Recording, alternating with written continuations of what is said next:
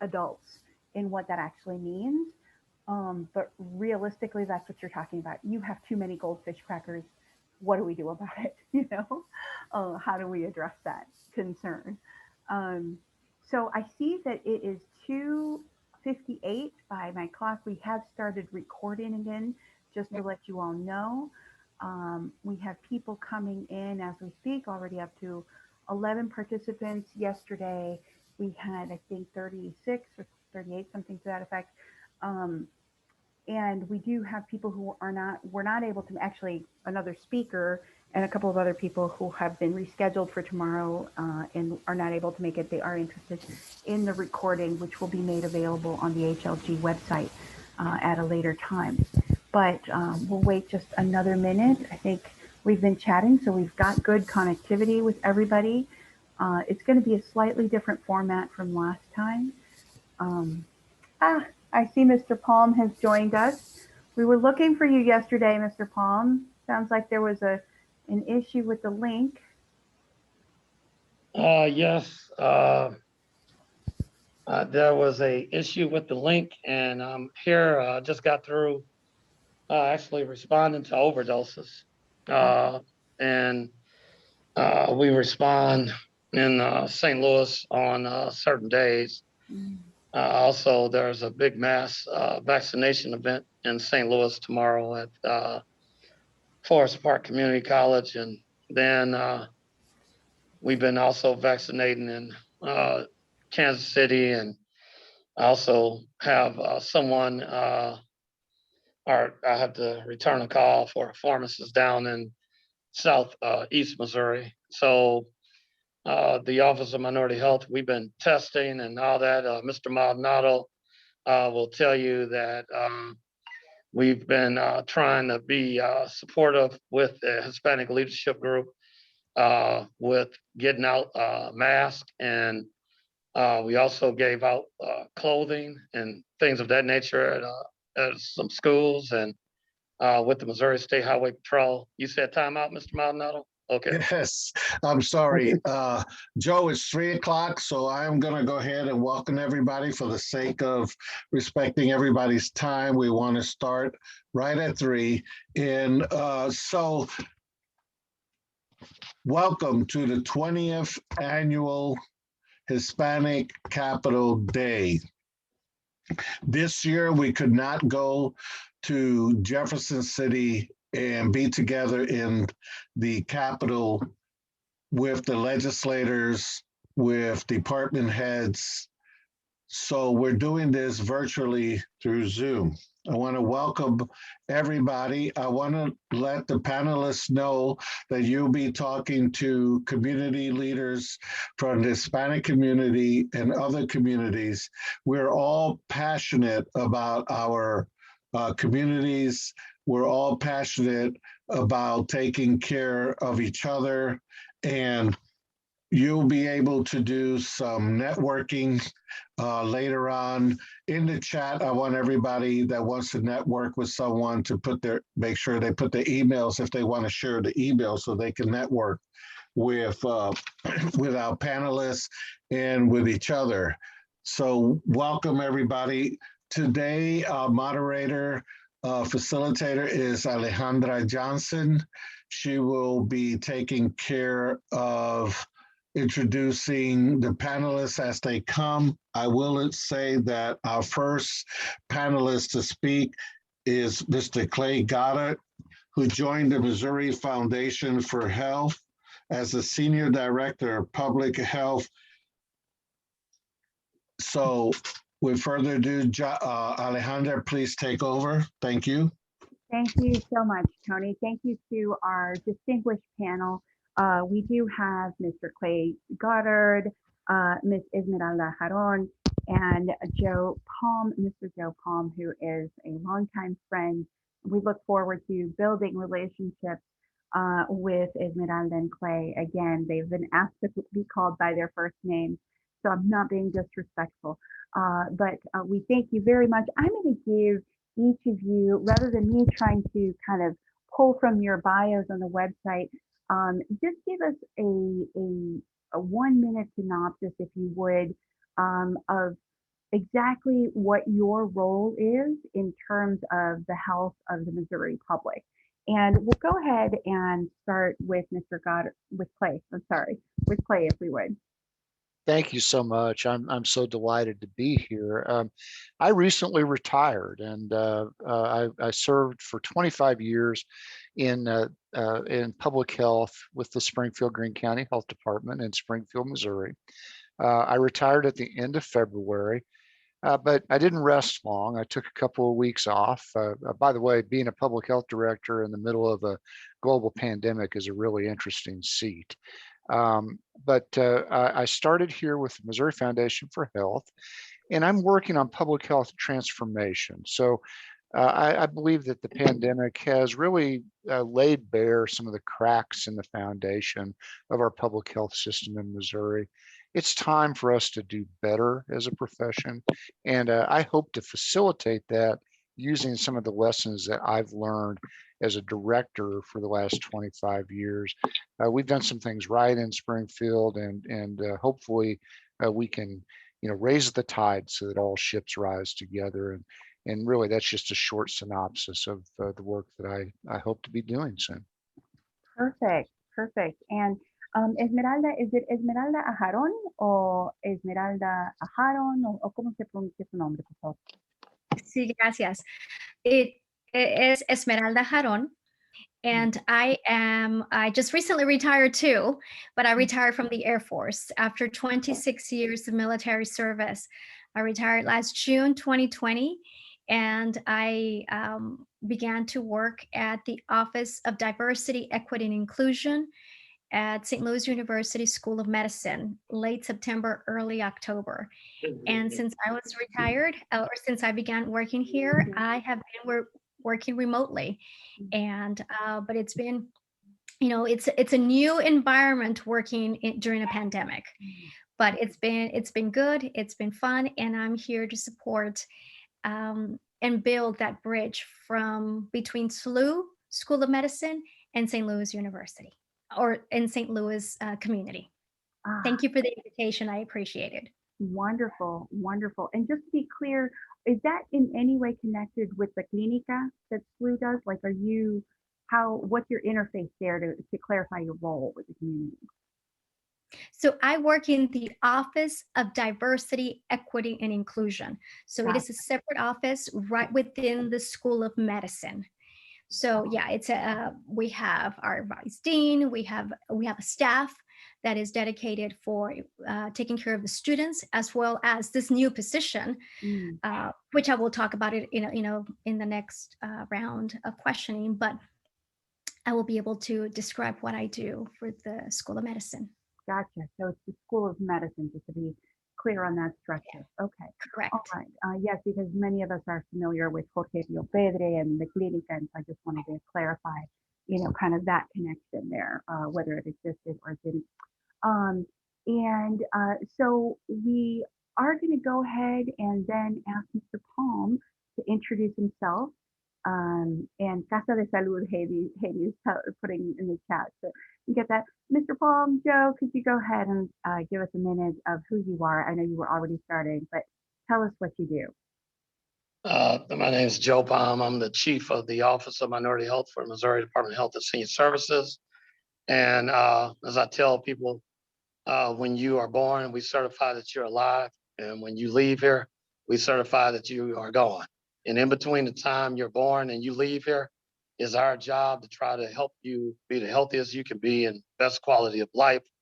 And so it would take more than a minute to tell you all that I do, but I can tell you that I'm fighting to make things as best possible and healthy for you as I can in all kind of ways. And of course, I love the Hispanic Leadership Group.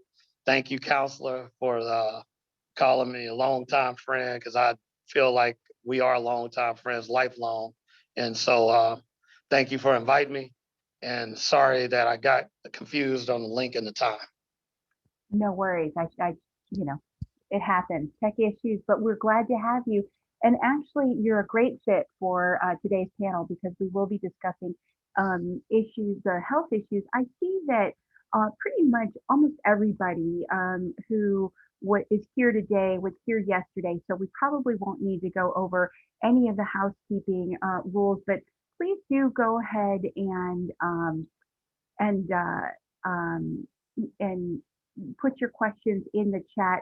I'm going to get us rolling, get our panelists rolling with a question that I have from the larger community. Actually, a friend of mine in the LGBTQIA plus community, but works with immigrants as well.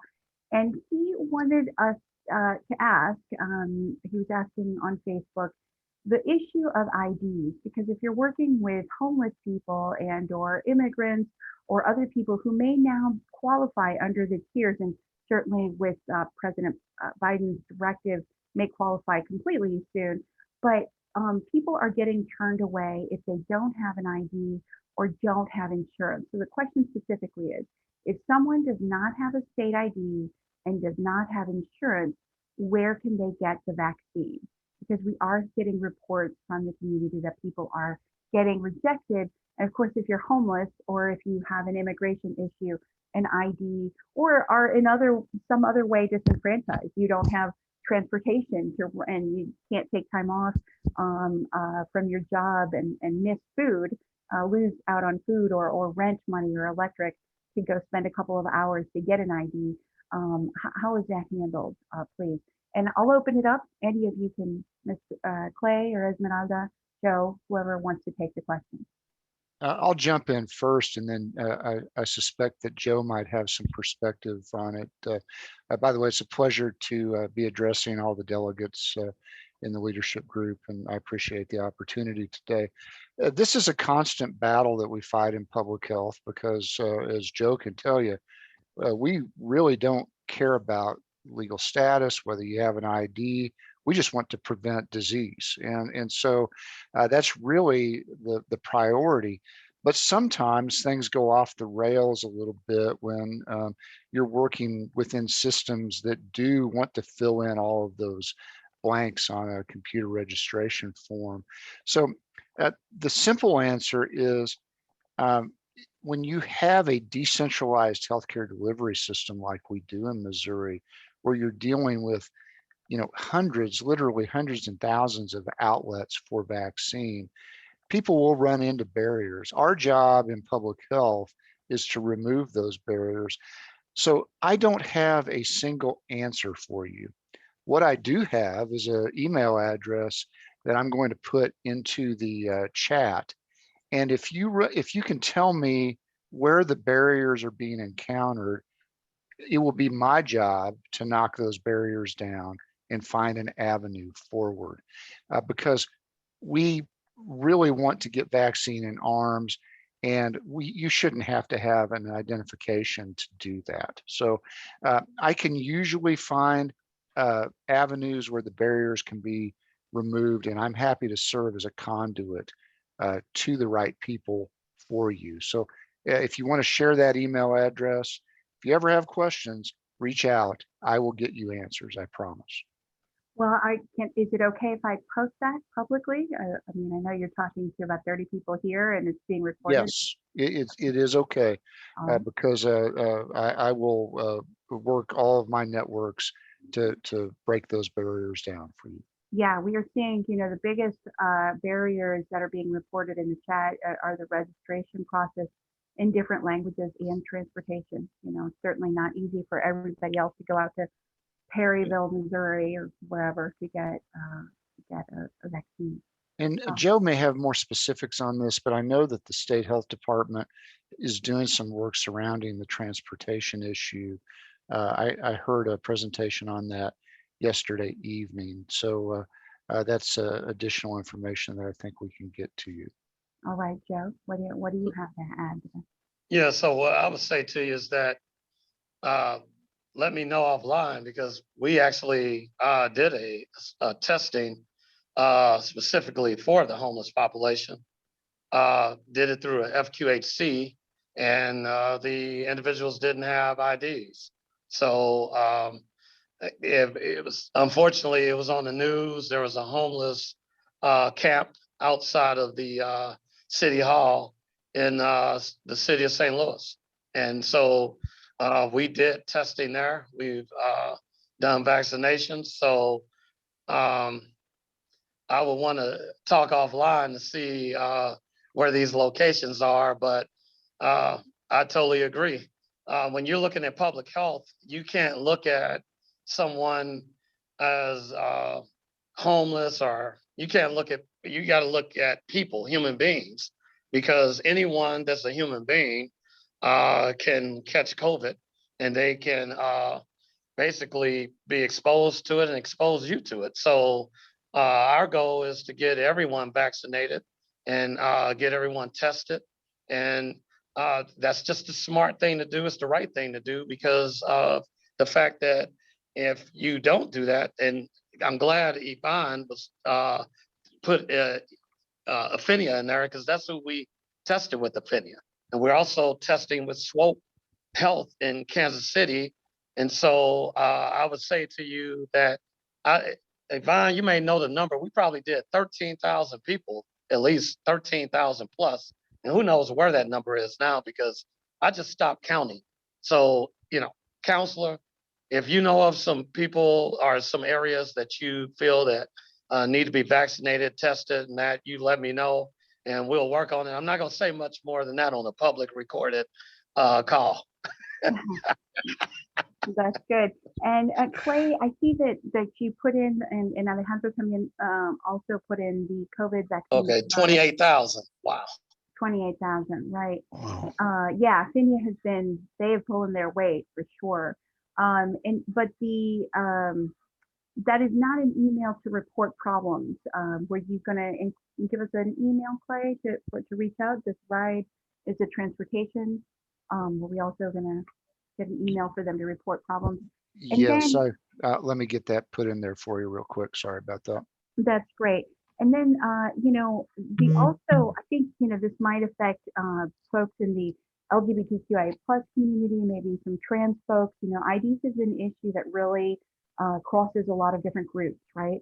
And I agree. And that leads me actually, you know, Joe kind of gave us a good segue, all of you did, to my next question. And then I'm hoping that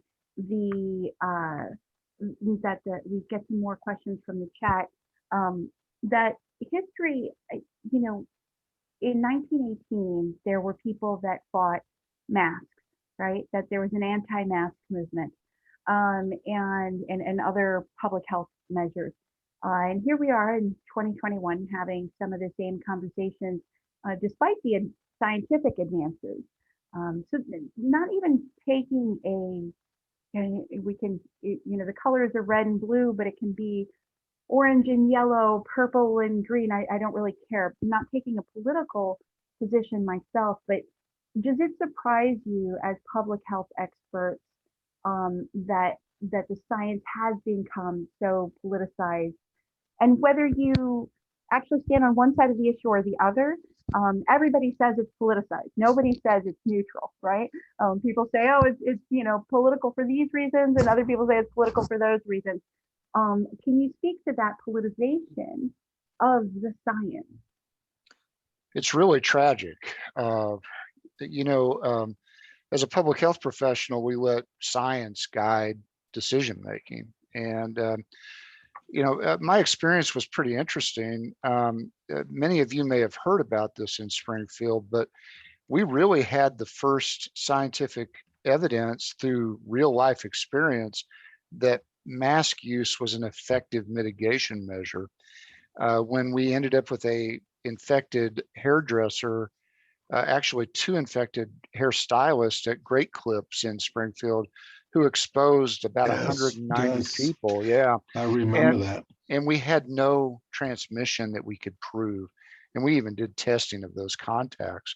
So it became clear to me that that was a direction we should go. And we pushed for that. And by the way, I had people show up at my house in the middle of the night and super glued surgical masks to my wife's vehicle. So it is politicized, and that's unfortunate. But I am unbowed, and we have to continue to follow science. And as long as we continue to follow science, we'll be okay. But that's really only my perspective on that.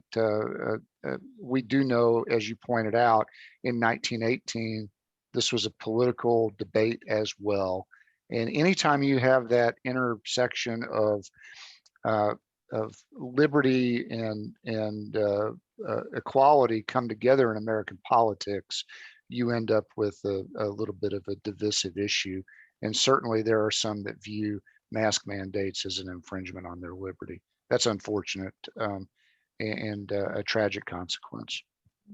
So I'd like to chime in on that and say to you that I think that you have to educate the public. Like there's a difference between clinical health and public health. In clinical health, basically doctors and nurses and nurse practitioners and whoever in the medical profession may see one patient at a time. Whereas in public health, you look at populations and you look at population health. And when you look at population health, you have different considerations. And so in a lot of the minority communities, you may have to explain, and that deals with language barriers, it deals with all kinds of things. And you may have to explain basically that this is an organic process. We've never had a worldwide pandemic on this level before. So as we learn more, we have to change what we recommend. And there's no exact recommendation that would cover everything that you will face from the beginning till now. So if you remember when we started out, a lot of people emphasized wearing gloves because they thought that if you touch surfaces that it would transmit COVID and that, and then it became do this and do that and do that. So when you do all that, then people say, well, which is it? And people say, aha, okay, it wasn't this. Well, we are still learning about COVID, just like you have different strands right now of COVID, the variants. Right. Because of the variants, then you may have to get a booster vaccine.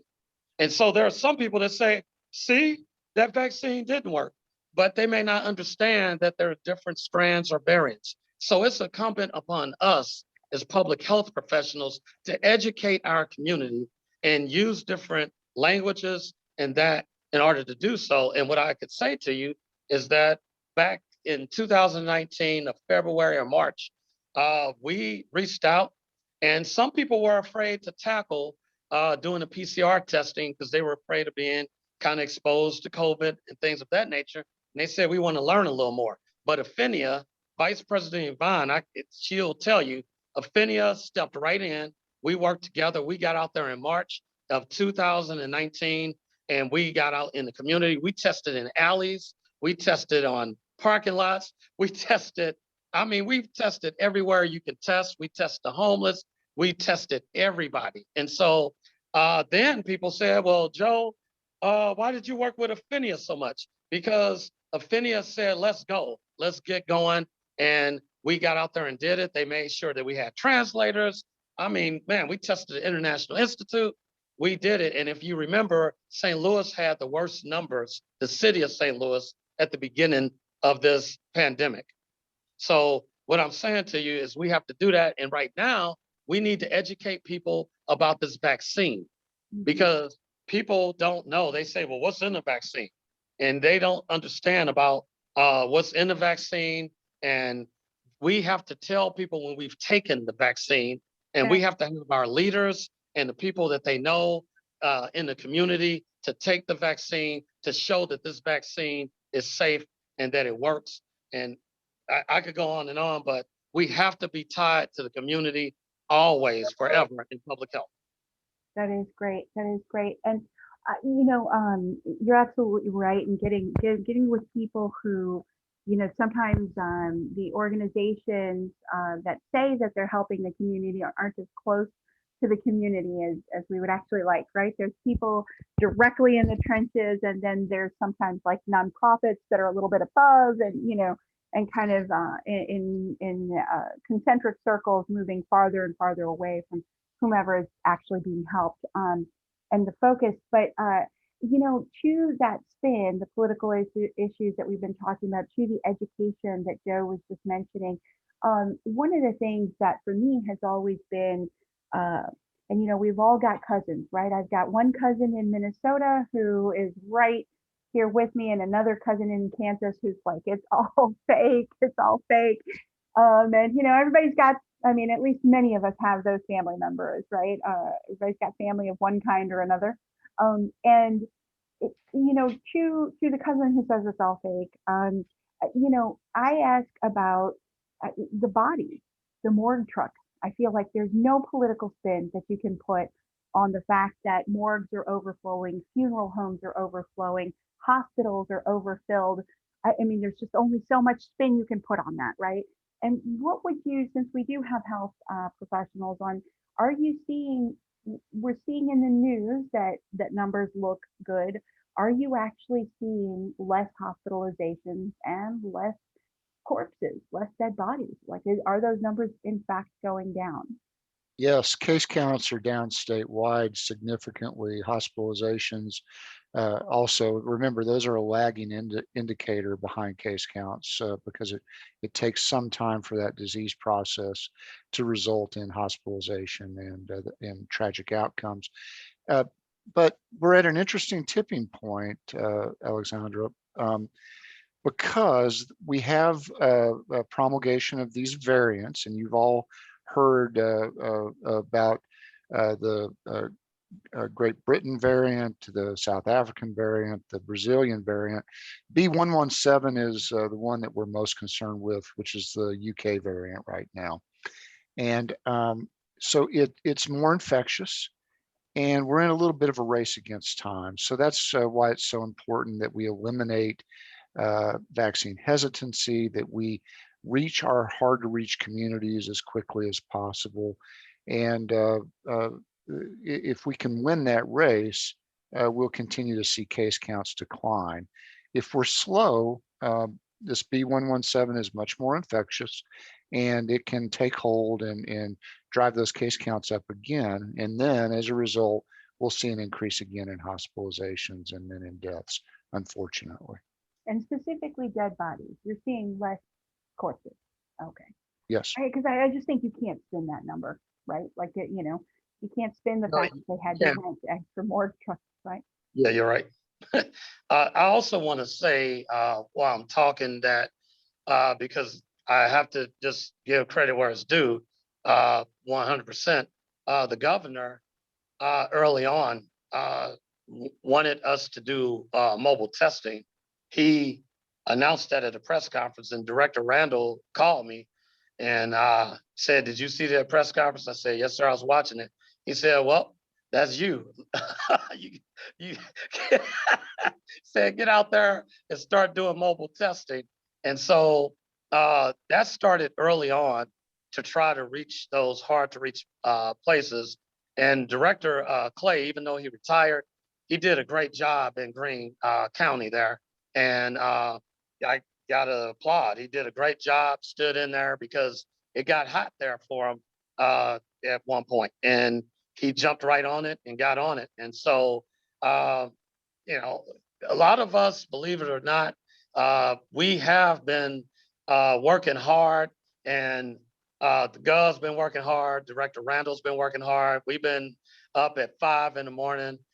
Talking, and sometimes 1 p.m. And this has not been there is nothing that public health school or anything could have done to prepare you for what we faced with this pandemic. This has been a one of a kind, and I might be lucky because I faced that in Ferguson and tornadoes and Joplin and everything, and I was like, wow, in one career. So, we need you all to really tell people to keep wearing their mask, to keep washing their hands, to keep social distancing, to get the vaccine, to do the things they need to do to protect themselves, and to really be cautious as these students come back for summer. I think most people saw in Florida that spring break, and I don't know who children may have gone to it, but protect your grandmas, protect your grandparents, and protect your aunts and uncles, and keep doing what you need to do, because we're not out of this yet. Exactly. Yes. Absolutely. Can I ask a question? Esmeralda? Oh. Esmeralda, Yeah, I was just gonna thank you, Joe and Clay, and Esmeralda. Would you like to add something to where we are right now, or Absolutely. maybe go back if we missed you, if you had something to add? Yes, I was going to share that since February 2nd, our Office of Diversity, Equity, and Inclusion, we've been hosting different webinars online and regarding the vaccine. We have hit different communities. The latest one that we did was in honor of Women's History Month. We talked about how the vaccine or the COVID has affected women in our country, and then women in medicine. But then we had one specific event, one specific webinar where it was all in Spanish. We had 3 different doctors. We had, I called it the faith, the science, and the policy. We had Father Dr. Duffy, who is a priest, and he is a doctor, who he talked about the science regarding the vaccine. And then we also had the doctors, and because a lot of our Hispanic community, a lot of Latinos, Latinx, are from the Catholic faith. Not all of them, but some of them. So it was good to have the priest be present in that panel. We also had an immigration expert, because as we've talked about, we have undocumented immigrants within our community that have been fearful of, for one, getting tested because they had to provide information, they had to provide documentation, and then 2, getting the vaccine. So it was nice to have the immigration lawyer explaining the details regarding what they can present. If they don't have an ID card from the United States, they can present something else from their country of origin. So there is always that something that can be presented. And she gave those examples. Then we also have the head counsel from the consulate from Kansas City, Missouri, who joined our panel. And you are welcome to watch the webinar. We have several. We hit different, like I said, different demographics to include the American Sign Language community. So we're planning on doing one in the near future for the Bosnian community, because we know that they have also been affected. So our goal is to be able to reach the different demographics in St. Louis. Excellent. And we are having questions. Are there, you said people are welcome to view, but just to segue right now, would you be able to drop those links maybe in the chat? Absolutely. Yes, Okay. and I will provide the link definitely. And that way you can see the presentation, the slides, as well as the recording. Now, just recently, just before this meeting, I actually met with a few people from St. Louis University. Say, for instance, our grounds people, our housekeeping folks, people that were still hesitant about taking the vaccine. And I sat with them one-on-one, and we discussed it, and we were able to provide them information. That way they can make an informed decision. And all of them chose to take the vaccine, which is fantastic. This past Sunday, we were able to attend a worship service with one of the Hispanic churches. Pastor Chacon invited us, and we were able to go and talk to the congregation. And then later he sent me a message letting me know that several of the congregation members that attended the service went later and took that vaccine. So it is so critical that we get to where the people are, because we can have all these webinars, but they may not be reaching people. These webinars are also available to the leaders for them to learn the information, get the facts, and then present them at the lowest level, wherever we are, whether it's whatever level it is. If we have the information, we can present the information ourselves. You can even literally print the slides, because they have the question, they have the myths, and they have the answers.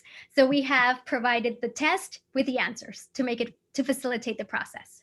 Right. That's wonderful. That's wonderful. That's great information. And You know, I hear all of you are very, very passionate about this, and obviously have felt the personal repercussions directly. So, you know, we're not done yet, but I just want to take a moment and acknowledge what we're hearing here. You know, people showing up at your, you know, gluing stuff to your wife's car, and being up at 5 and at 1. And we know, you know, we're all aware of how difficult it is, and it was um, you know, uh, kind of reported. Of course, Obama had that plan together for pandemics, but it did nevertheless take us all pretty much by surprise. So we very much understand that, and want to express our gratitude for that. To the point of the distribution, then it's been, I don't know. You said such a great thing there. We have to get to the people where they actually are. Um, you know, we have the vaccine hesitancy. We also have, of course, reports from credible sources saying that vaccine is going in excess numbers, excess quantities to smaller um, communities where, and then sometimes because of the nature of the science and it's refrigerated or not or whatever, then some of the vaccine has gotten wasted when we have people who actually do desperately want it, and have overcome any hesitancy that they might have, or anything, and do want the vaccine and are not getting it. And the second thing is reports that are coming out on the regular about AstraZeneca being suspended in Europe and then not suspended, but the same day Biden giving all of it away. But maybe it's okay, but it's not approved. So issues like that. And I just saw another report that it may cause false positives on mammograms, although I don't know if that's all the vaccines or just a specific one that they were talking about in the. So some of that vaccine hesitancy does seem to have a bit of a scientific basis, and so kind of maybe from your perspective, Esmeralda, if you could tell us how you're addressing, because you said you had this fantastic conversation, how are you addressing those real valid concerns for the vaccine hesitancy? I'm thankfully vaccinated twice, by the way, so I've overcome any hesitancy that I had. And secondly, how do we address those concerns about the unequal distribution where you have some wasted when people do desperately want it? Maybe we can start with you, Sure. Esmeralda, if I could.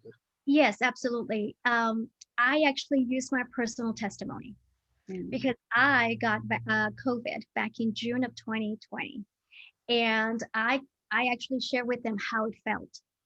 And I was gasping for air, and I explained all the details regarding how I felt. Not only did I get it, but my mother got it. She's 75 years old. She's Latina. My sons, who are older, one's 25, the other one's 30 now, they both got it. And my daughter is 17. My daughter has asthma. My mom has high blood pressure and diabetes. And the reason I bring it, I personalize it because it affected my family. So I tell people this is what happened to us, and I don't wish it on you or your families. And then I also tell them, like myself, I am a veteran, so I got the Moderna vaccine just recently, and in 21 days I will get the second vaccine. And then my daughter, she got the Pfizer vaccine, because people have asked me, so which one is the better one? And I tell them the one that is available is the best one. So whichever one it is, the ones that have been approved in the United States so far is the Pfizer, the Moderna, and the Johnson & Johnson. Those are the ones that are available. And people have asked me, should we wait? I say no. There's no reason to wait. Take advantage. If it's available to you, make sure that you take it because it literally save your life. Go ahead. Yeah, but to your point about the Catholicism, the Catholic Church has taken some positions that make that a little bit more challenging, right?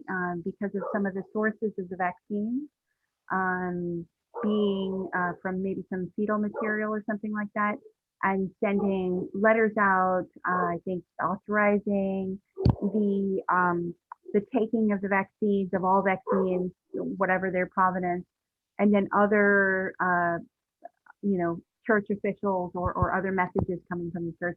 So how do you navigate that within the community, huh? Because many Latinos are highly, highly Catholic. Enough to Father, listen to something like that. I'm sorry for interrupting. So Father Dr. Duffy explained regarding the Moderna and the Pfizer vaccine.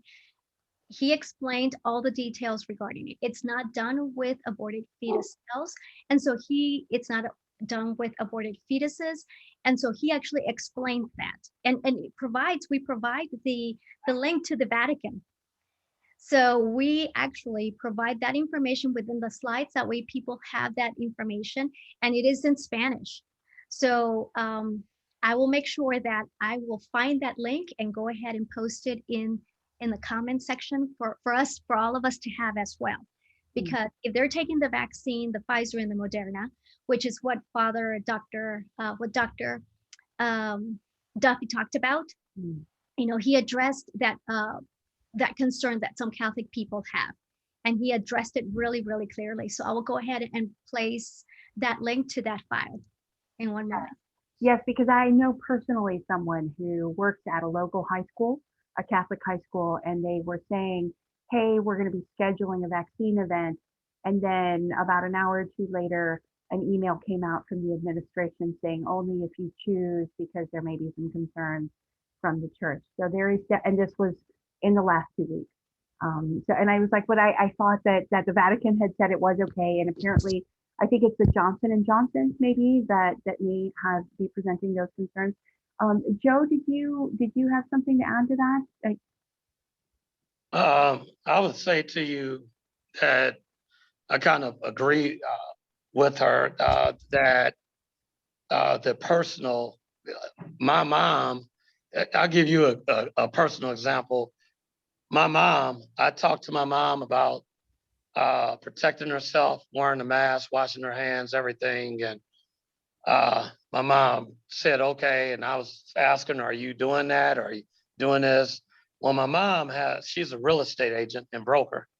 So she has a little office, and she went to the office right around Christmas and took her mask off because she thought that she was safe around little children, because for some reason there was something out there where people thought little children couldn't really spread the COVID. I think because they didn't see high numbers with children.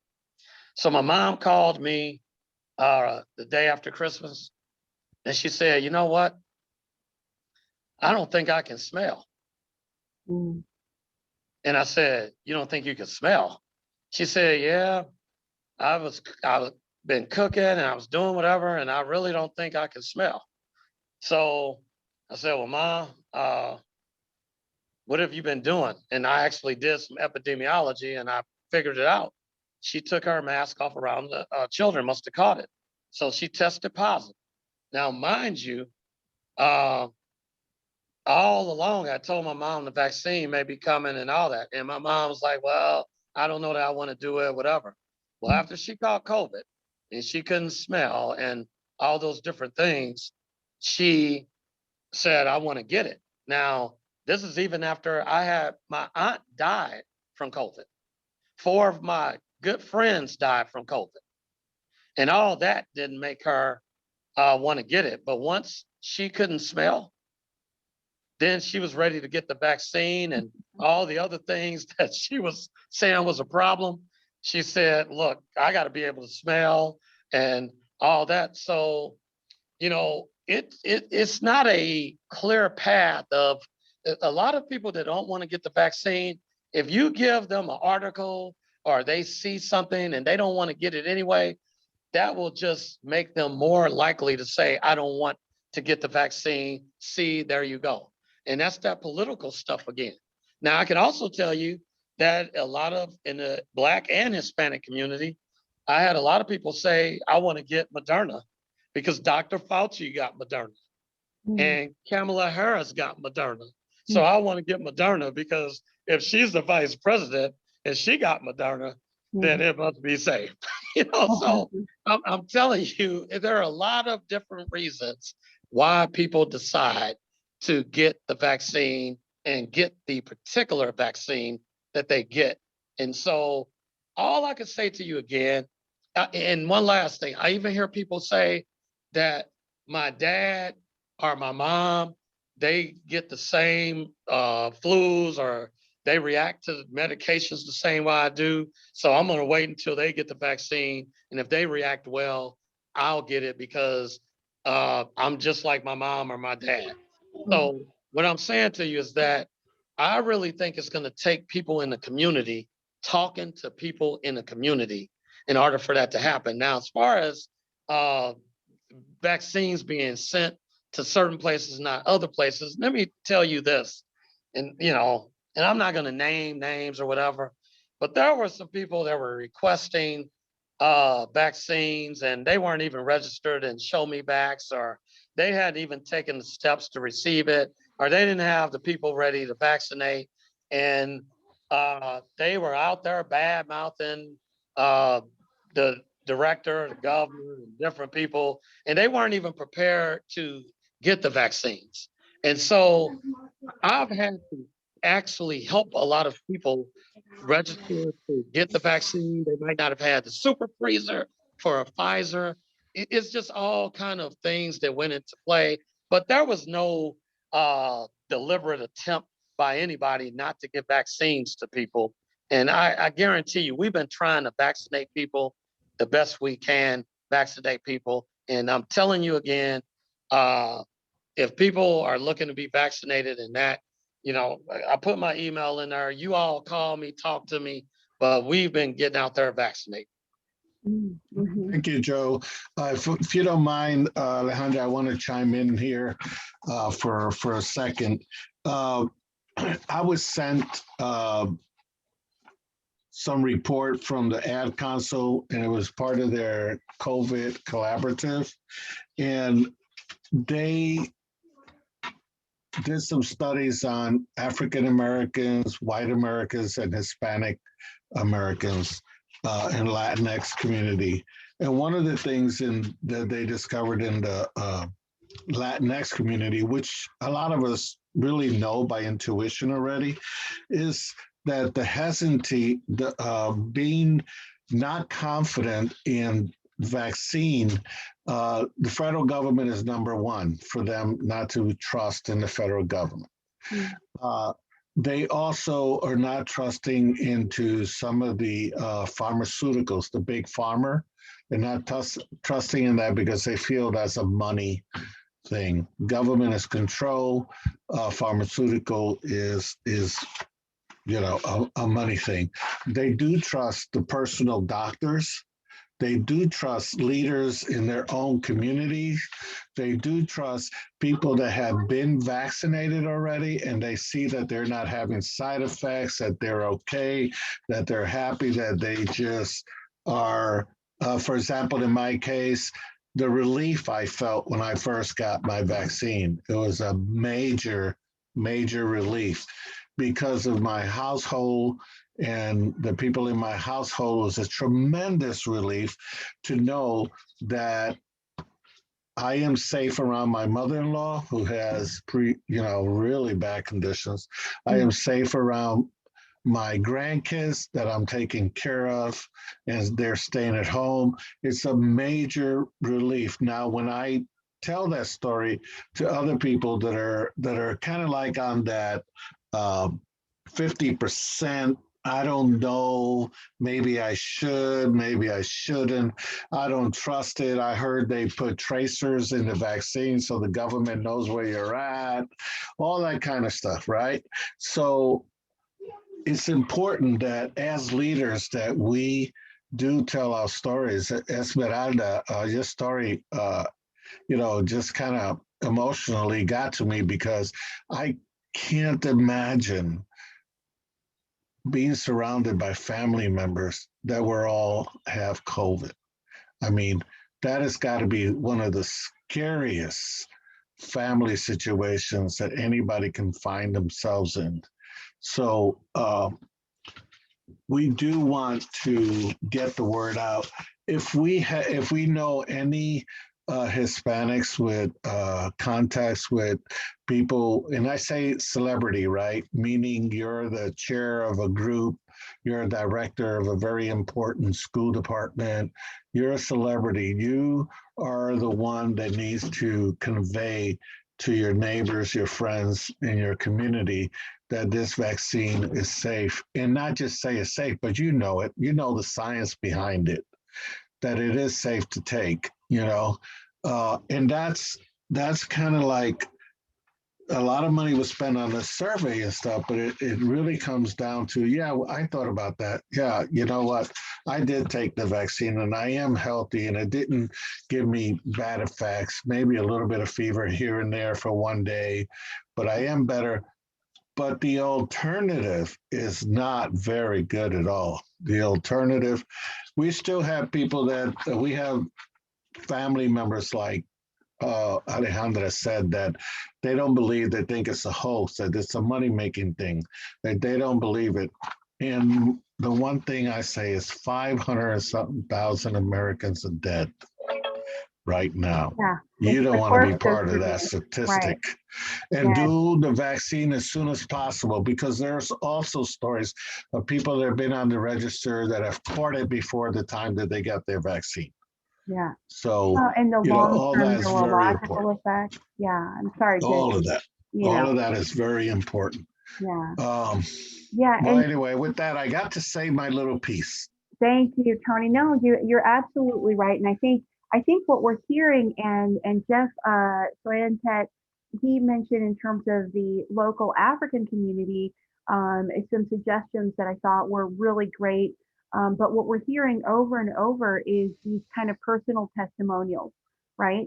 Being so just kind of, for whatever the reason, more effective than anything else. And I want to talk, Maria talked about the scams. So I want to talk to that, but to that point, because I think it's a really important one in terms of educating the community. But before that, I want to go to Clay and see if you had anything to add to Tony's points there.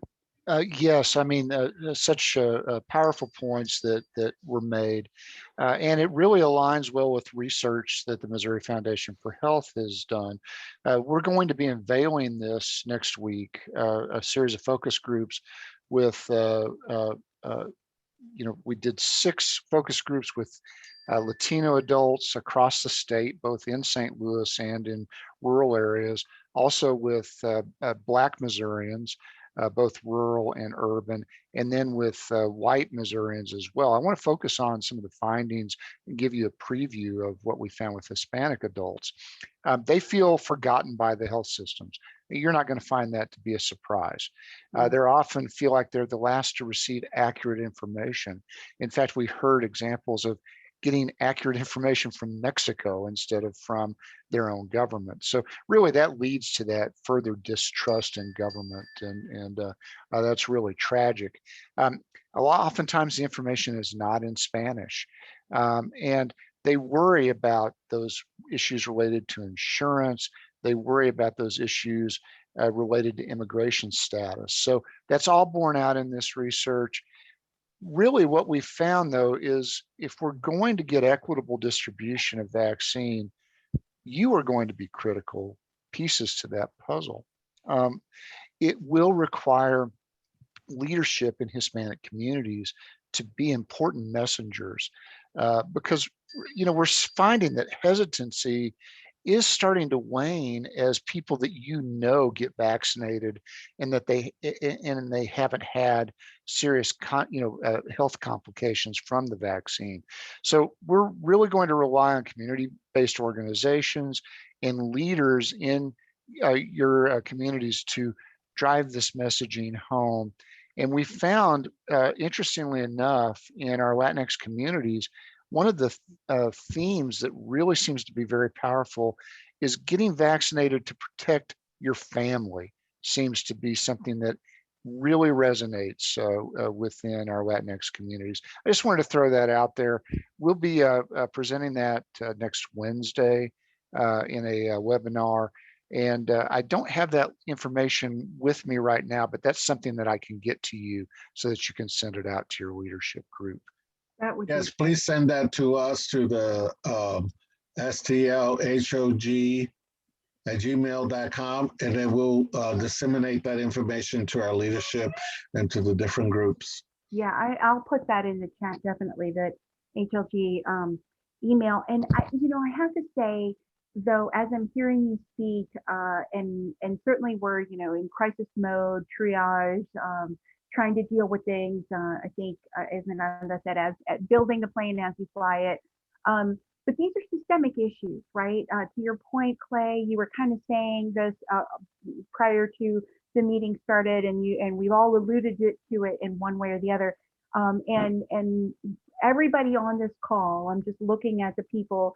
I can tell you that I put in an enormous amount of time, and outside of my law practice, into working with the community, and my time is a fraction of what most of the people on this call are putting in. So like everybody in this on this call is like pulling their weight as much as they can, right, as humanly possible. But these are systemic issues, and there's really only so much that an individual can do. And I hate to know about, I hate to, like, we have to deal with the systemic issues. And we saw with Obama's package and preparations for a pandemic that it was in fact expected. And not only that, we've heard recently Fauci and other scientists say this isn't the last one. Batten down the hatches, because whether it's 6 months from now or 6 years from now or whatever, we're going to have more pandemics like that. This is just kind of where we all, and we even know President Obama was able to avert Ebola and others, but he, in his 8-year tenancy in the presidency, had several issues come up already with pandemics that were able to be averted. And then, we have, of course, here with this one that's compounding is the asymptomatic transmission, right? Like that probably would have slipped in under, Mahatma Gandhi, Mother Teresa, and Winston Churchill rolled up in one. If they had all been co-presidents, they would not have been able to stop a 14-day asymptomatic transmission, at least 14 days. We still think as 14 days. So, we have to talk about these systemic issues that create these problems that we're seeing right now, but also because we can keep going from grassroots effort to grassroots effort to grassroots effort, but at some point I'm going to retire. Everybody's going to. We have to deal with the systemic issues, right? And so maybe, I don't know if there's a way to tie systemic issues together with fake vaccines and the scams that are coming up, that we're seeing. Of course, this terrible tendency that humanity has to exploit every vulnerability. As a species, we really got to work on that too. But can you speak to the scams and the systemic issues that I've just put all of that out there, and I've thrown it in your lap, seeing who can catch that ball of that mess that I just put out there. Well, I'll go ahead and, let me say that to deal with systemic issues means that you have to understand collaboration. I could tell you that I don't know if Sal Valdez is still on the phone, but Sal Valdez and I talked a great deal dealing with language translation, and that also Mr. Maldonado. And but I can also tell you that we had to reach out to like the education system. We had to reach out to community-based organizations. Of course, we reached out to the FQHCs, had to reach out to the hospital systems. I can tell you that the more connected you are with the community and organizations, the greater chance you are to change systems, because systems change because people lift their voice and they say that this needs to change. And one person saying this needs to change is one person saying it needs to change. But when you have a groundswell of people from all different professions and that saying this needs to change, the attorneys like yourself saying that this needs to change, and everybody get in where they fit in, and they, go in their lane and look at how do you change it. And so you're right. This will not be the last pandemic we see. This will not be the last virus we see, because that's just the way we are becoming a global society. We all get on planes, they're sealed airtight. I know a number of people that made plane trips, took off their mask, came back with COVID. So, as we are global, more and more global trade, global society, then we're going to have other public health crises that we'll face. So we better get our system together. Mm-hmm. Yeah. Did you want to close out with anything, Esmeralda and Clay, on that? Well, I can go ahead. Let me see. Can you guys hear me? Am I okay? I'm not muted. Good. Yes, thank you. What I wanted to share is that all of us together have to work. I mean, we really, whatever organization we represent here, we have to work together and collaborate, because this is bigger than us. And so we have so many people that 60.6, as of 2019, we have 60.6 people, 60.6 million people that speak Spanish in the United States. And that is, for them, that's their native language. And so us who have taken the vaccine, we have to show people, if you have Facebook, show them, your pictures of you taking the vaccine. If you're on Instagram, do the same. If you're on Twitter, whatever social platform you're using, let others know. Let's lead by not just with our words, but also with our example, that we've been there, we've taken the vaccine, and the vaccine is safe. Mm. Now, finally, in my position as the program director of staff and community engagement at the Office of Diversity, Equity, and Inclusion, my job has been to collaborate with hiring managers to attract and retain underrepresented individuals. And this position works, again, by developing and maintaining recruitment pipelines and retention programs for underrepresented minorities, with a focus on senior level staff and managers. So if you know of anyone who is looking to St. Louis University, please provide them my email, because we would like to attract more of us at St. Louis University. We want St. Louis University to look like our community.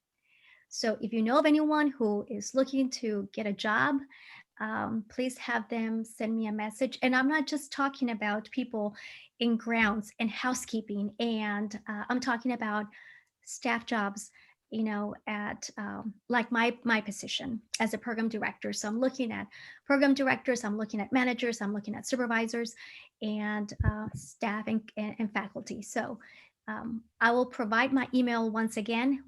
Thank you so much for this opportunity. It's been my honor and my pleasure. Yeah, my co-panelists have just so eloquently stated the issue. And I agree. We've got a lot of work to do in the public health system on equity.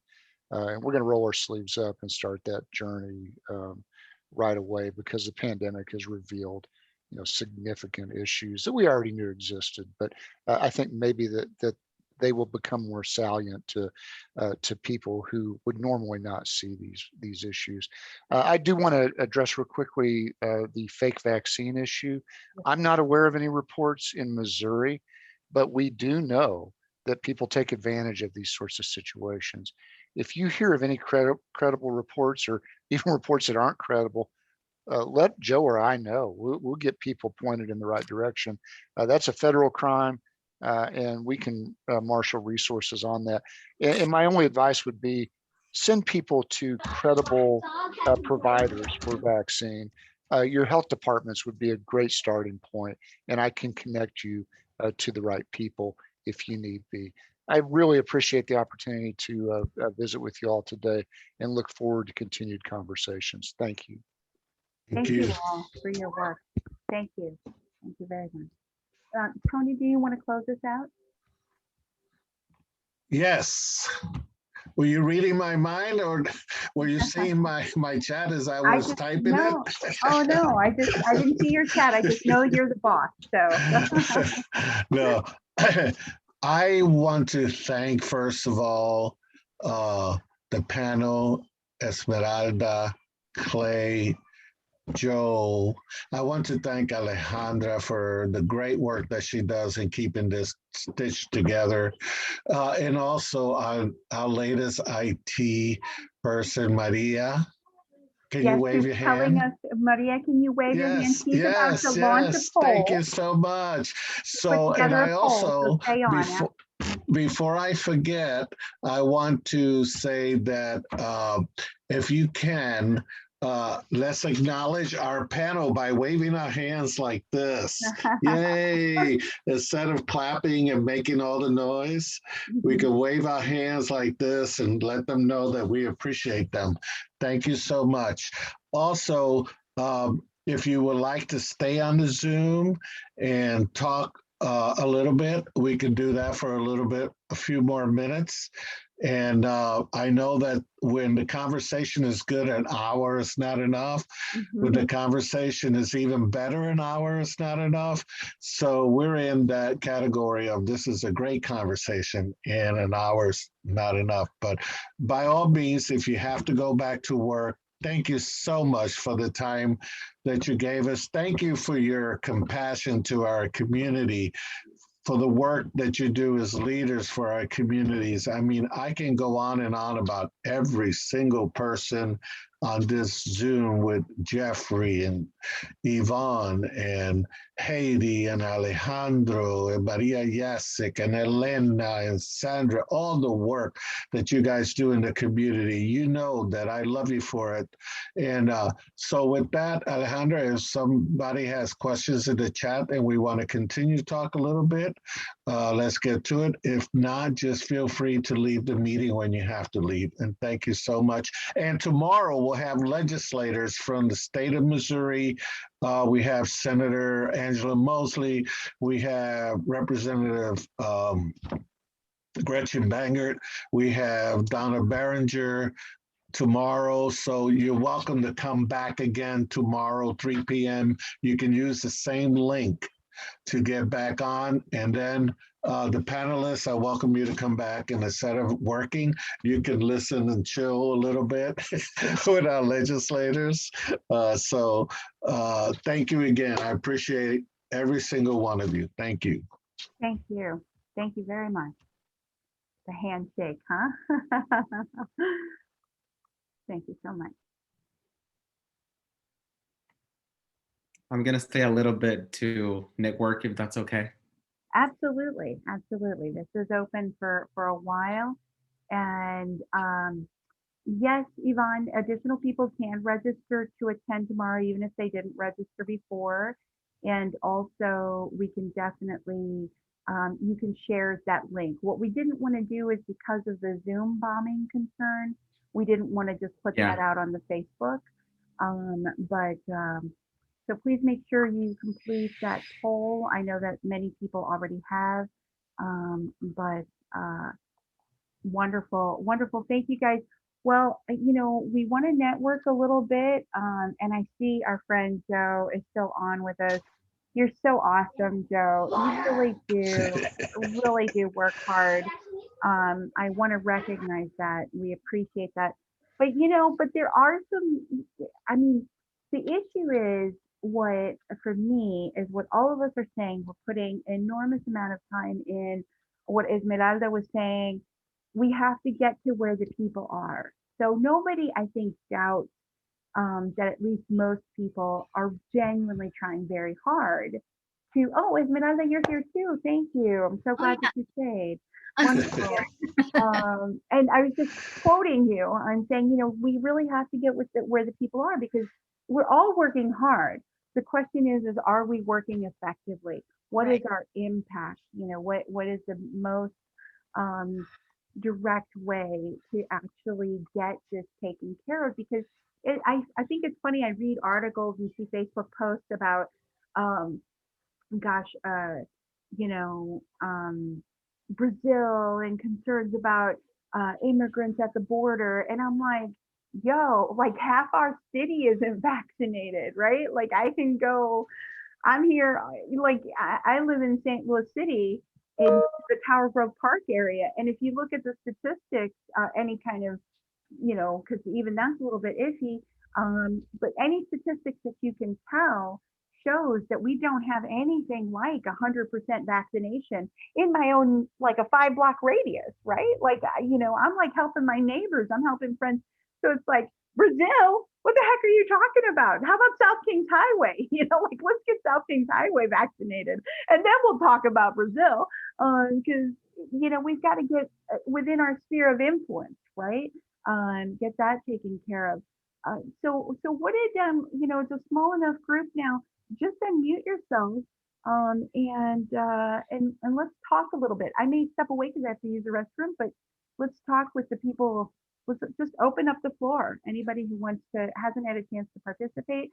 I got Sal, Maria, but I think I saw Alejandro's first, so I'm gonna pick on him and let him go first. Really quick, and I already got some replies from my question, but with the chamber, we have the Facebook and the Twitter and everything. So we have the followers that people get to see information.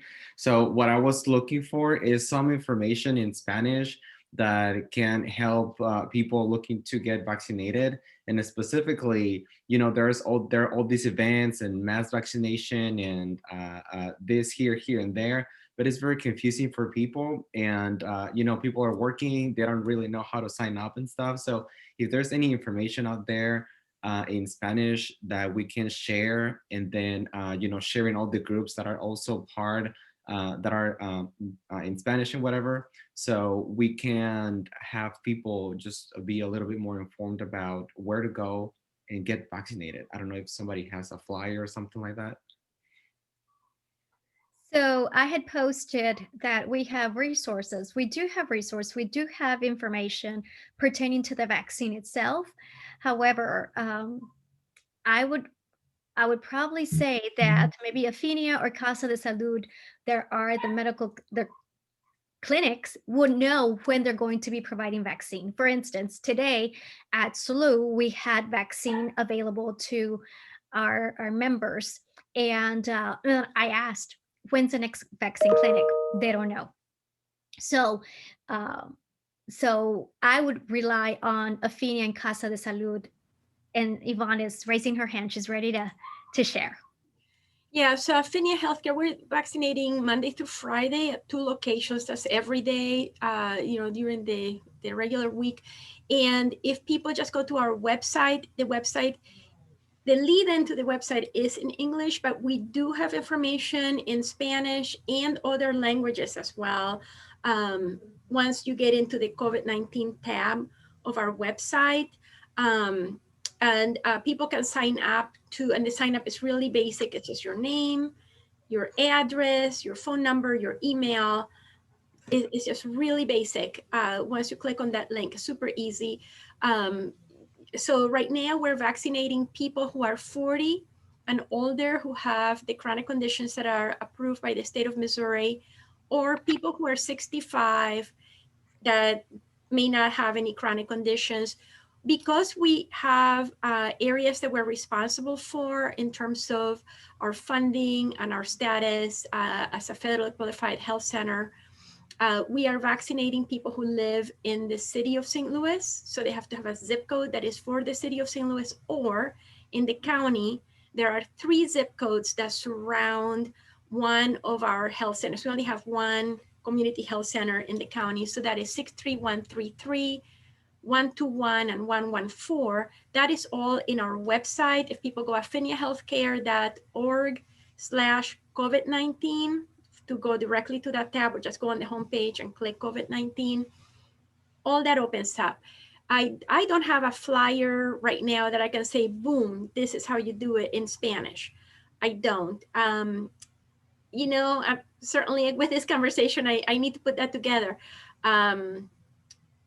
But anyway, information is there in that manner. There is a testing event. So I wanted to say to people, don't forget about being tested. Right now, because the vaccine has been rolled out in stages, according to age groups, locations, availability. It is true. I mean, not everybody's vaccinated. We're not yet at the point where the entire community, we're doing this by tiers, right? According to availability of vaccine, can get the vaccine. So testing, if people have any symptoms, they are not sure what's going on, they might be exposed. It's important. I will share, I don't know how to share a flyer on this chat. We are collaborating, Affinity Healthcare is collaborating with the Hispanic Festival this Saturday in Bridgeton. And I do have that flyer in Spanish for testing at that location. And at all of our locations, we have ways to provide interpretation on the spot, because we have a contract where our staff can use even their cell phones to log in to our interpretation service. So somebody comes in speaking Spanish, Vietnamese, or whatever, our staff on the spot are able to get the interpretation service that is appropriate and serve people in the language that they speak. Thank you, Yvonne. That's really thank you so much. I will please, if you can, send me that information for the event on Saturday, and also for the flyer. If you need help, just send me a Facebook message, and I can help you. I can also help you with the creation of the actual flyer, not just the translation, but the flyer itself can help you with that too. Thank you. That's awesome. So I would like to say that I think it's great to translate the flyers into Spanish, but let me say that we need to come together to determine a place that people can know that they can go to see the flyer.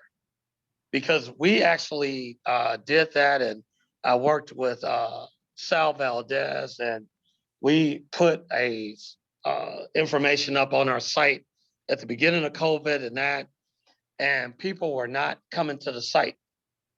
I mean, it was just not a lot of people coming to the site. And so information is great, but you have to find a way to get it to the community. So and that's that system that I think that Alexandra was talking about, where we have to have a system that gets the information to the community. And I just like to get people's thoughts on that, because we like to do a better job of where is a place that we could create where everyone could go and they could get information in different languages. Is it the International Institute? Is it Affinia? Is it Casa de Salud? How do we create that type of place where no matter if it's a pandemic, whatever is going on that's crucial to the community, that we can direct people there? I think what you're looking at is at the people that are doing it, because I think what happens is you can't really post it in one place because not everybody would be going to. So you have to have leaders in the community, like people you're seeing right here, that are constantly in contact with their people, and they are disseminating the information. I know that I'm in a couple of organizations, and like we're working right now, thank you to Afinia, because we're in conjunction working with this event of the vaccination. It's called Comunidades TL. And even though we're about 5 people that work on it, we make sure that it is posted in all the possible Latino websites and contacts, and through Compro and all those where the Latinos are going to see for bargains. And I mean, we're sending the information through those sources, and I know we're reaching to people. And I also wanted to invite all of you that this next Monday, this coming Monday, in conjunction with AFINA and Casa de Salud, we're having a conversation at 7 o'clock Facebook Live with in Spanish completely, and just addressing the issues that we have been talking today. Something similar like Esmeralda did, but not with as many speakers. But we have we did it in English, but this time we're going to be doing completely in Spanish because we know that we're still encountering some roadblocks as we keep on calling people to get inviting them to some vaccine events, and they're saying, well, I'm thinking about it, or I gotta talk with my doctor, or I don't want to have it. So we're still having to address the all those misconceptions that they have. So because of that, we're having that again, but this time in Spanish. And I thank Afina and Casa de Salud for collaborating with us. And that will be done through, again, Comunidades TL. And all of you will be, I know, receiving one of my flyers. And the flyer for the vaccine you will be receiving. And I send it through Messenger.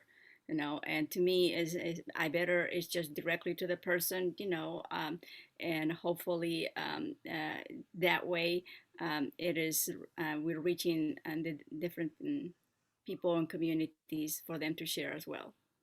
So I want to go back to what I was saying. So I'm gonna give you a real life example, if you don't mind. Recently, someone from an organization told me they had 200 people that needed to be vaccinated. So I worked with the vice president of PHINIA to make a way for those 200 people to be vaccinated at the International Institute. That's what was chosen. And so none of those 200 people that pre-registered showed up. And the leader of that organization they called me probably, and I'm not exaggerating, 20 times about we need the people vaccinated, we need people vaccinated. Well, when I asked the people to send vaccines, and they send vaccines, and then people say the people need to be vaccinated, and then people don't show up. I'm trying to see how do we work through that.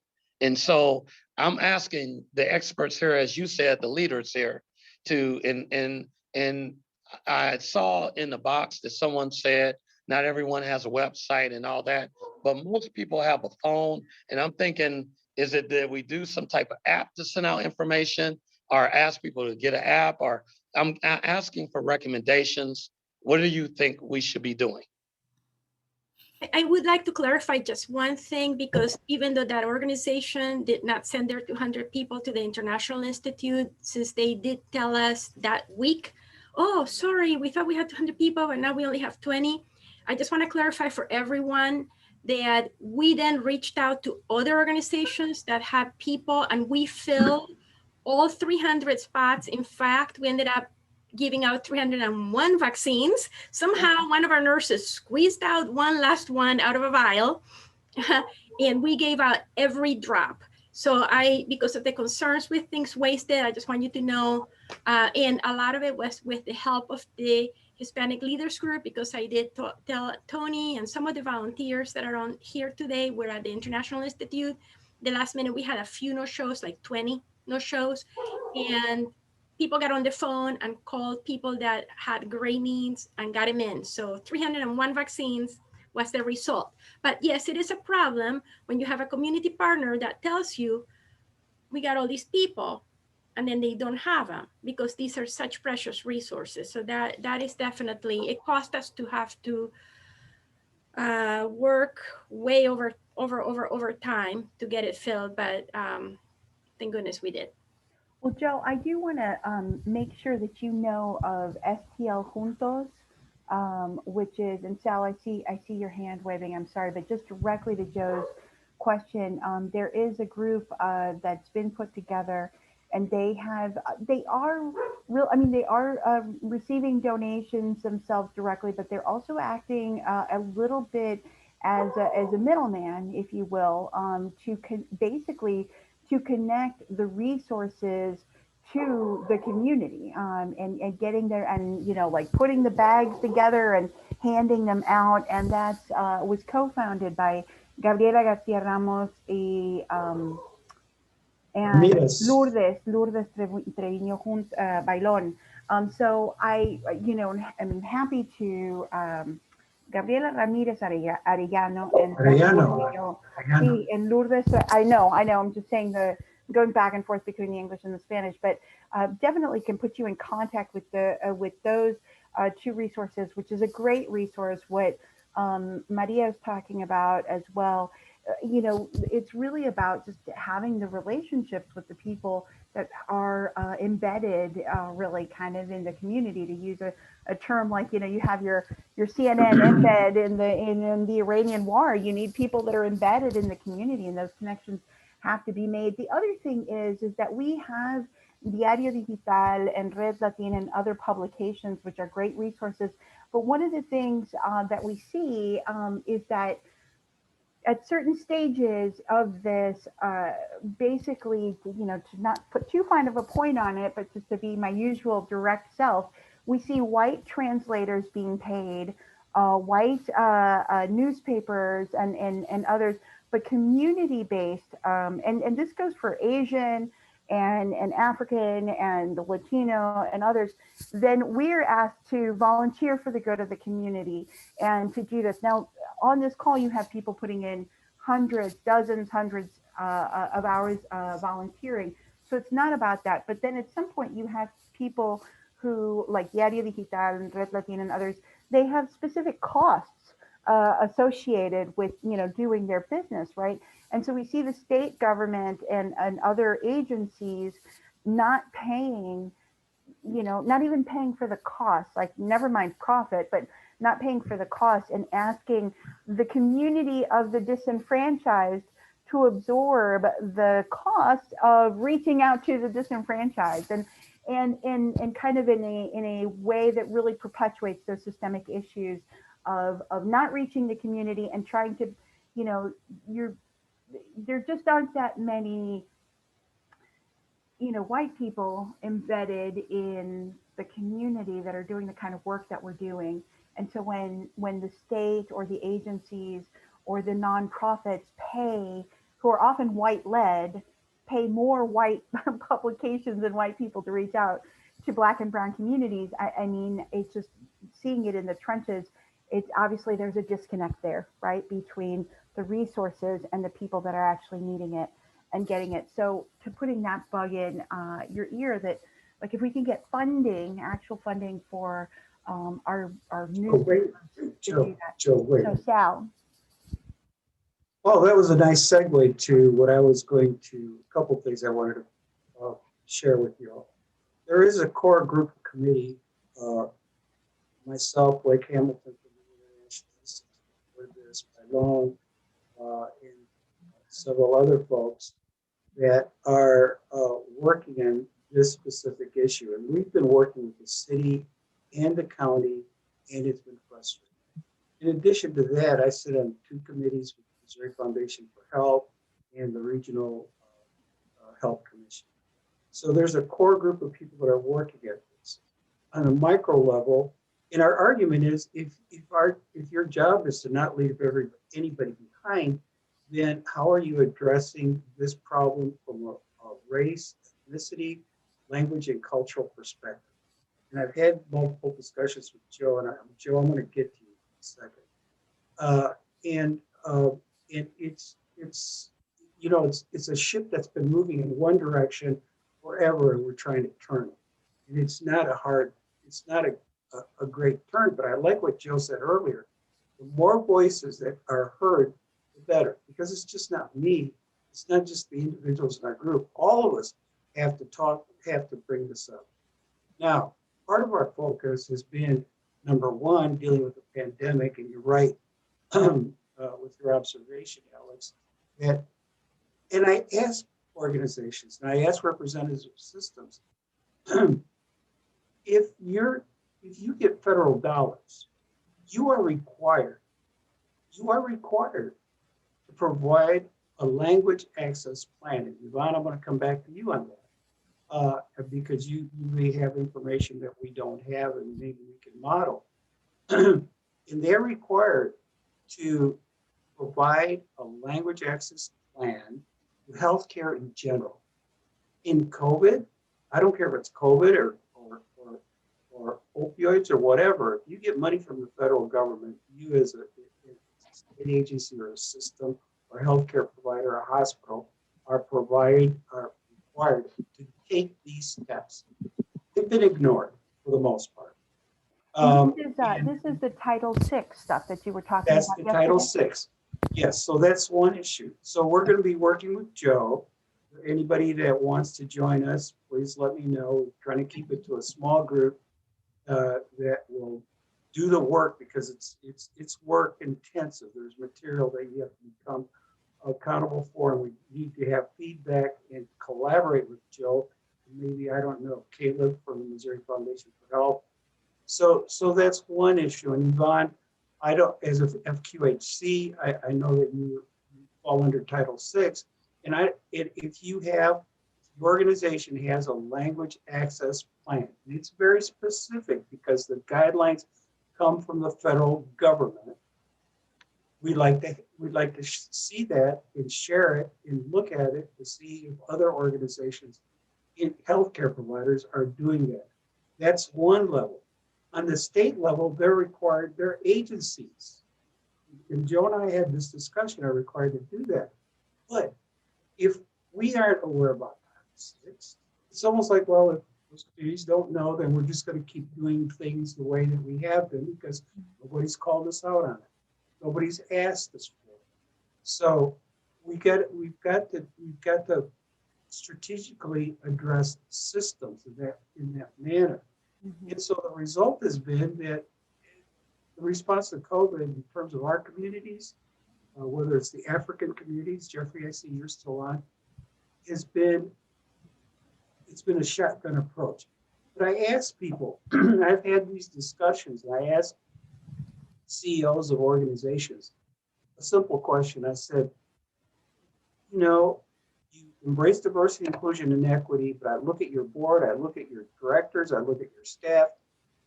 Yeah, you might embrace it and celebrate it, but it's not reflected in either your staff or the programs you provide. The resources on your online website have nothing, absolutely nothing in languages for our communities. And so are you leaving people behind? And these are hard questions and hard discussions, but they seem to be responsive. And so so you have the systems, and then you have the organizations within those systems. And we have to call them out, not call them out, but ask them, demand that they not let our people die because of their inaction. And then in the grassroots organizations, I heard discussions. Now, Jeffrey, it's how, race and ethnicity is important, because some people get left behind simply because they're lumped into a racial category. Jeffrey works with African people who speak multiple languages. They're in the Black community. Our Bosnian brothers and sisters are white, are classified as white. So they get lumped into the white community. But you know what? Even though they've been here 30 years, and that's not really a long time, they have language issues. We're dealing with serious language issues in the Bosnian community. I know Yvonne is very much aware of this. And then the level, which is probably the most important. Well, I don't want to leave out our departments of public health in our city and counties, because they do not have language access to health. Even though they get millions of federal dollars, they do not have language access plan. So I asked them, when you come up with this material in English, do you reach out to the English-speaking material and ask them to create it for you? Of course not. Exactly. Then why do you treat us that way? Right. That's got to stop. And then in terms of the grassroots level, I completely agree that those plans need to talk about diversity, inclusion, and equity in terms of how they do their outreach. It cannot be solely our responsibility to do that. We can work with them, absolutely, but we cannot do their work all of the time. And so it has to be reflected. These changes have to be reflected on language across the board. The grassroots communities are there. Yeah, we can identify for them, but then you have to create materials on your end, and you can't just put up a flyer and say link people up to English websites or worse, hotlines that don't have people that speak our languages. I mean, Right. it's absolutely crazy. But on the grassroots, you're right. We have to work with organizations like immigrant service providers, the international. That includes the International Institute. That includes Yvonne. That includes all the people that are here. That includes my friend Alex from the Hispanic Chamber to get the word out. And we can use our online platform to do that. But we don't need to be doing the material. We can. It shouldn't be us creating. We can collaborate. But we don't have to create. And you really have to have the accuracy in the translation. That's another issue that That's part, and that's part of the it's language. so inconsistent. That's part of Title VI, Alex. That's Title VI because it's very clear. As a former executive director of language access to healthcare arena systems in Northern Illinois, that was created because there was a complaint against that system. So I had to work with the Department of Justice to get this done. Mm-hmm. The training has to be both for mental health and for health. They have to be culturally language uh, uh, uh, resources, interpreters that are trained and are culturally competent, and that's very important. So the grassroots are there, but we don't have a consistent message or the appropriate messages to get out to the grassroots. Right, but I mean, I've just seen stuff coming out of like from some official sources about the census, about some about COVID, but where it looked like they had used Google Translate. And honestly, even if I translated it back to English, I still didn't understand what the heck they were saying. Like it was literally some of it almost gobbledygook in Spanish. It was so poorly translated. So it's about, I think, institutional systemic recognition of this need that Sal is saying. And you can't just use Google Translate. You can't use your neighbor who maybe buys you tacos every once in a while. Look, I grew up, Alex. I grew up as I'm not talking to you. I'm talking to Joe. No. I grew up. I was a child. I was a child. I was brought to Mexico when I was 3 years old, and I was the translator and interpreter for my parents and my family as a child. When I was an adult, when I was the executive director of language access to healthcare, my dad had a huge stroke.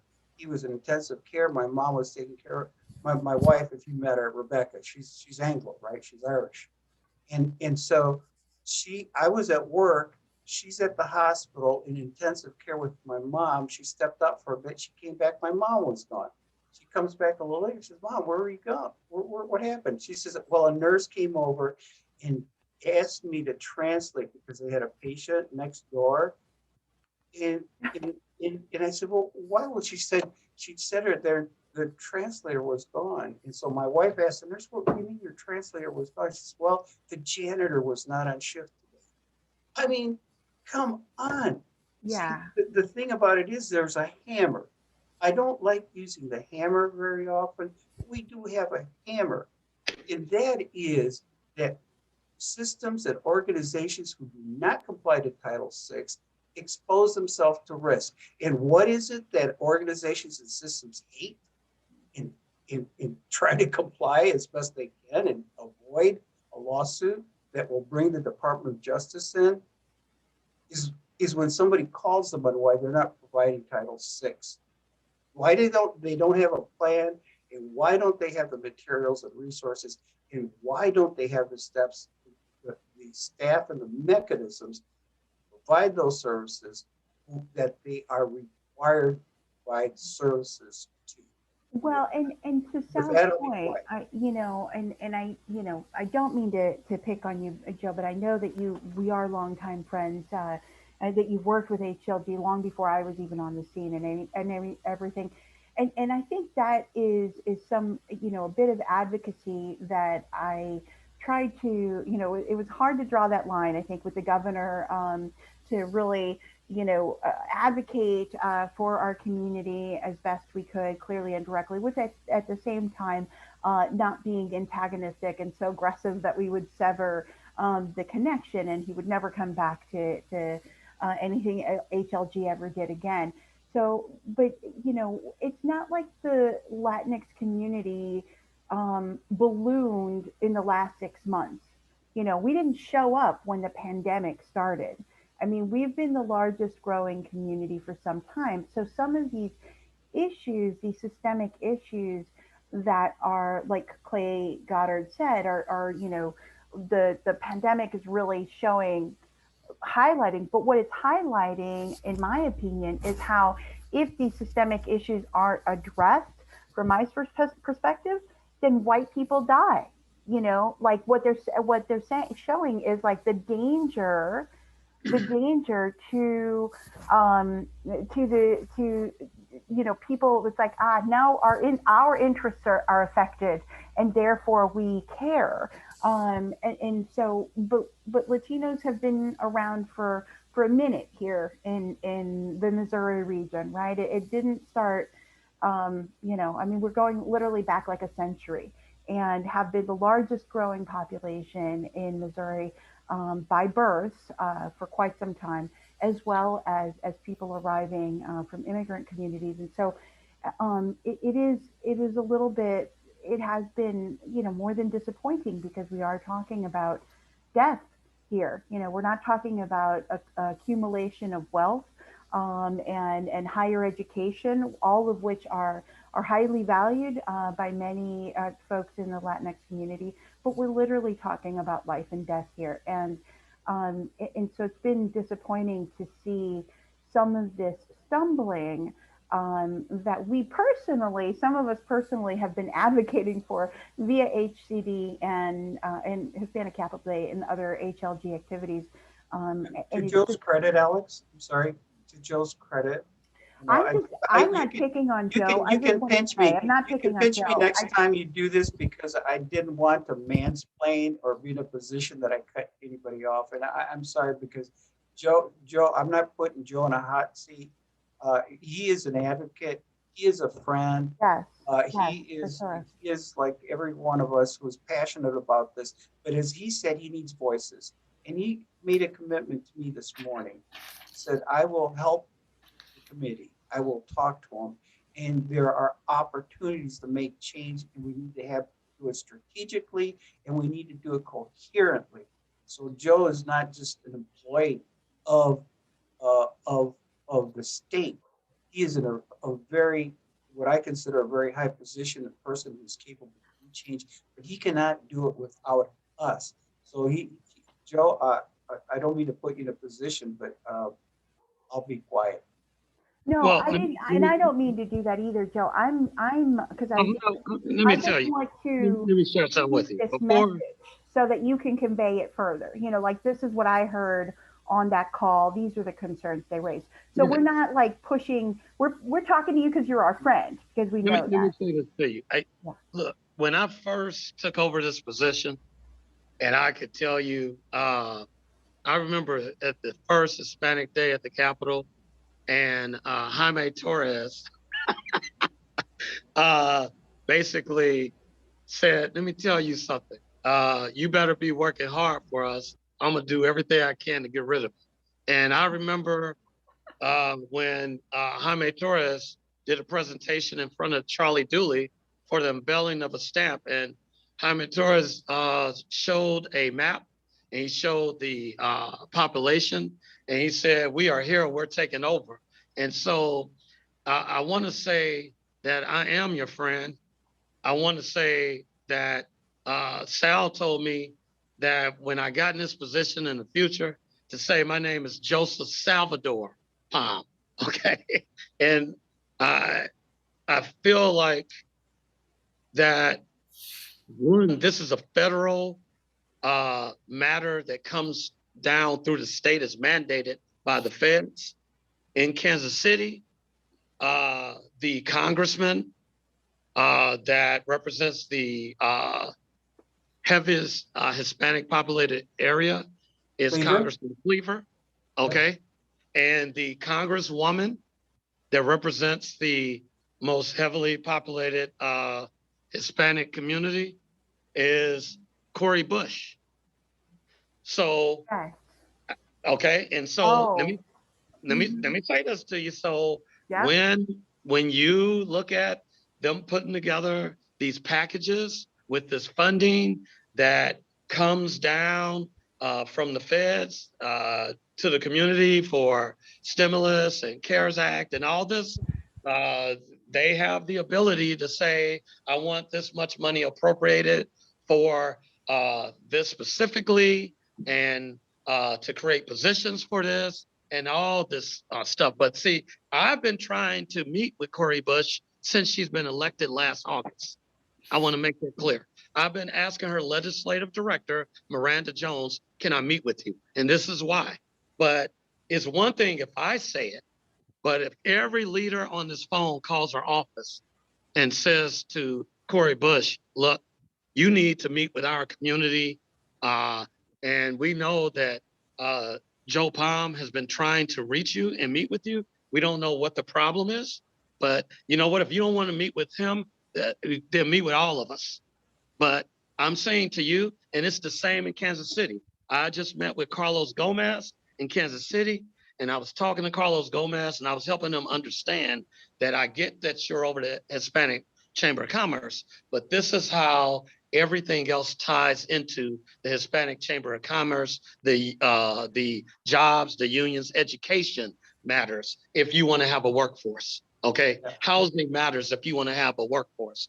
Healthcare matters if you want to have a workforce. So you cannot be in a silo of just looking at businesses. We all have to work together. And I've been talking about this and saying this, and before this pandemic, Sal will tell you, I said, look, we need to have meetings on a regular basis, at least every 3 months, of a group of leaders to discuss and develop a plan of not just the language translation and Title VI and things of that nature, but we need to put together a comprehensive plan, period, about what the needs are for the community and what we demand. And that needs to be a part of when they start looking at funding.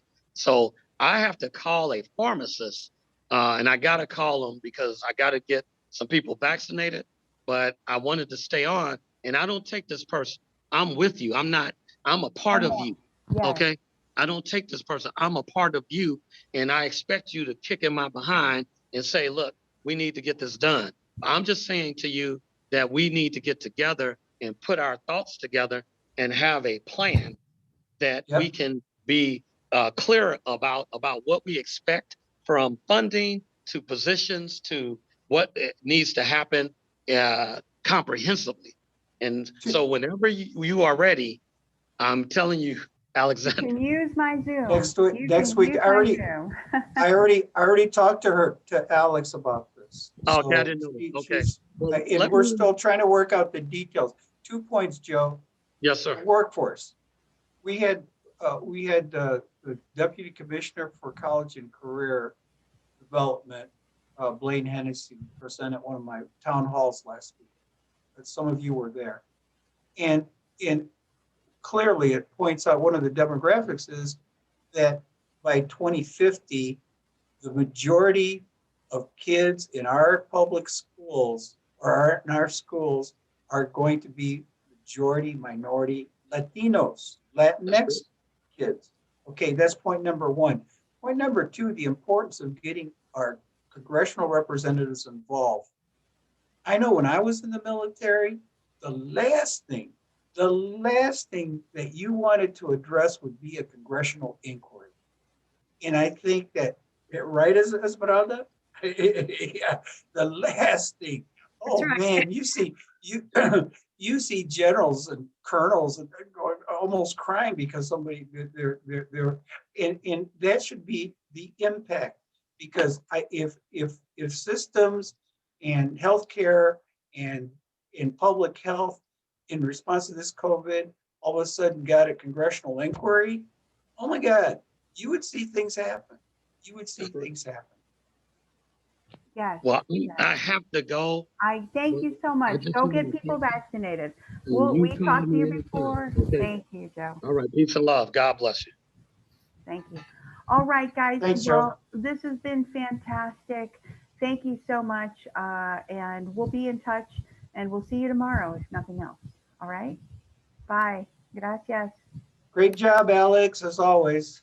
Thank you. And we'll follow up. I Yeah, know we had a conversation. We'll follow up. For See how sure. we can do this. Okay. sounds Thanks. good. Bye.